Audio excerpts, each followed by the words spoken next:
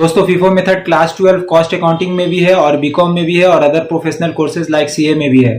दोस्तों आइए जानते हैं स्टोर लेजर अकाउंट से FIFO मेथड के बारे में कि FIFO मेथड क्या होता है। दोस्तों FIFO का फुल फॉर्म होता है first in first out method. तो दोस्तों FIFO मेथड में जो मटेरियल पहले आता है उसको पहले इशू किया जाता है, यानी कि पहले आउट किया जाता है, यानी कि पहले बाहर भेजा जाता है प्रोडक्शन के लिए। इस पे सबसे पहले एक मैन्युफैक्चरिंग कंपनी रॉ मटेरियल को परचेस करती है, फिर उसके बाद उसको स्टोर किया जाता है यानी कि गोडाउन में रखा जाता है, फिर उसके बाद उसको इशू किया जाता है यानी कि फैक्ट्री में प्रोडक्शन के लिए भेजा जाता है। तो दोस्तों एक मैन्युफैक्चरिंग कंपनी के लिए रॉ मटेरियल का होना बहुत जरूरी है, क्योंकि रॉ मटेरियल अगर नहीं रहेगा तो प्रोडक्शन नहीं होगा।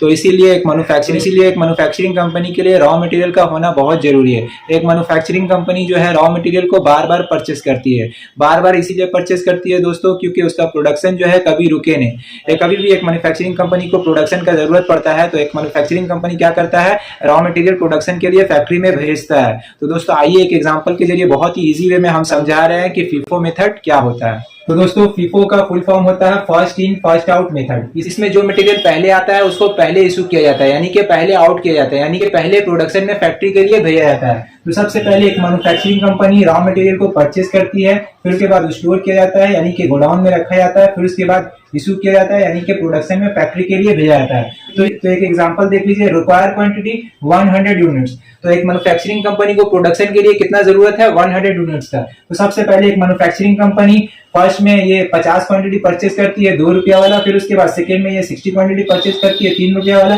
फिर उसके बाद ये थर्ड में 40 क्वांटिटी परचेस करती है 4 रुपया वाला। तो देखिए FIFO मेथड का मतलब क्या होता है, जो मटेरियल पहले आता है उसको पहले इशू किया जाता है, यानी कि पहले आउट किया जाता है, यानी कि पहले बाहर भेजा जाता है प्रोडक्शन के लिए। तो देखिए सबसे पहले में कौन आया, ये आया 50 क्वांटिटी 2 रुपया वाला, फिर उसके बाद सेकंड में ये आया 60 क्वांटिटी 3 रुपया वाला, मगर हमको जरूरत कितना है 100 क्वांटिटी का। तो इससे 50 ले लेंगे तो 100 हो जाएगा, तो यहाँ पे 10 बच जाएगा, ठीक है। और ये तीनों को टोटल कीजिएगा तो ये हो जाएगा 150 क्वांटिटी। तो पहले कौन इशू किया जाएगा, FIFO मेथड का मतलब क्या होता है, जो मटेरियल पहले आया उसको पहले इशू किया जाए। तो ये पहले इशू किया जाएगा 50 क्वांटिटी 2 रुपया वाला, और सेकंड में ये क्वांटिटी परचेज किया गया 60 क्वांटिटी। तो हमको जरूरत कितना है प्रोडक्शन के लिए, और 50 जरूरत है, क्योंकि देखिए यहाँ पे कितना जरूरत है प्रोडक्शन के लिए 100 क्वांटिटी। तो 50 इशू कर दिए, और सेकंड में कौन है, ये है, तो इससे 50 ले लेंगे।